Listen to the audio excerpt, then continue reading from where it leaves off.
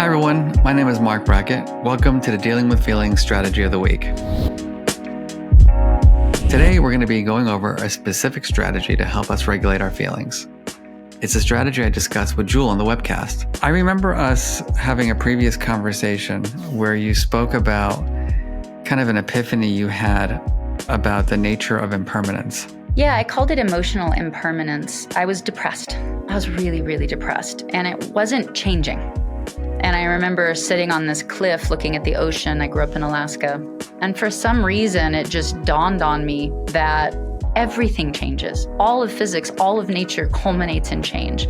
So what I was feeling had to change. How many times have you had a strong, unpleasant feeling that in the moment felt like a toothache that would never go away? If you thought often, you're not alone, and probably a lot like me. Our brains tend to overestimate the duration of unpleasant feelings. Often, when we have a strong, unpleasant feeling, our focus gets narrowed and we ruminate or even catastrophize about whatever it was. But it's important to remember that emotions follow the same principle as the weather, meaning there are sunny days and there are rainy days, just like there are pleasant and unpleasant emotions. In some locations, right, it can be rainy and sunny the same day, multiple times, just like we all experience a roller coaster ride of emotions each day. By reminding ourselves that our feelings are impermanent, like the weather, we can give ourselves the permission to be with our current emotion without judgment, and that alone can be an effective emotion regulation strategy. As for me, the best example I have is when I travel and a plane is canceled. In the moment, I get aggravated, I get frustrated, I get activated. I say things like, I can't take it anymore, this is ridiculous, why am I doing this travel? But now, when that happens, I have a go-to strategy to support me, and it's this power of impermanence. I take a seat, take a few deep breaths, and I say to myself, Mark, you know this feeling is impermanent. You've been on this trip before. Tomorrow's another day. It's likely to be a sunny day, so let it go. So now that I've shared this strategy of the power of impermanence with you, let's try it. Take a few minutes to think about a time in the last week or so that you felt an uncomfortable or difficult emotion. A time when you were frustrated, angry, stressed, or worried. Nothing too extreme. Maybe a minor aggravation at home or at work. Now that you have the experience in mind, try to be still and even perhaps close your eyes to settle. I'd like you to try your best to bring up the feeling in the situation now.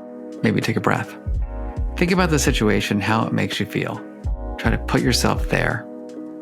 And when the situation is clear in your mind and body, take a minute or two to jot down what caused you to feel this way. You can pause the video if you need to. Okay, now we're going to try to use the power of impermanence. First, I'm going to ask you to ask yourself a few questions. Has this feeling come and go before in your life? Is this feeling as strong today as it was in that moment? My hunch is that it probably isn't. Now take a nice long inhale and an exhale. Feels good.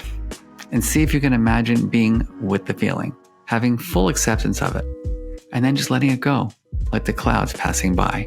You might even adopt the phrase that I like to use. Mark, you know this feeling is impermanent. Try it.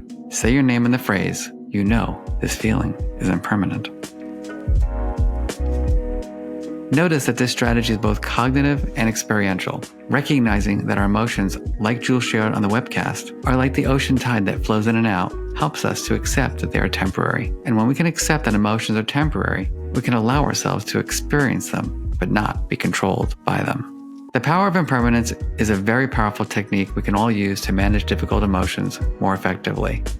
And the great thing about the strategy, like others, is that we get better at it with practice. So the next time you have an emotion that's uncomfortable, try it out. You might even explain it to friends and family members who get stuck with their emotions, like so many of us do. Lastly, in the comments below, I'd love to know your thoughts about the power of impermanence strategy. How does it sit with you? How does it resonate with you? I'm also delighted to answer any questions you might have.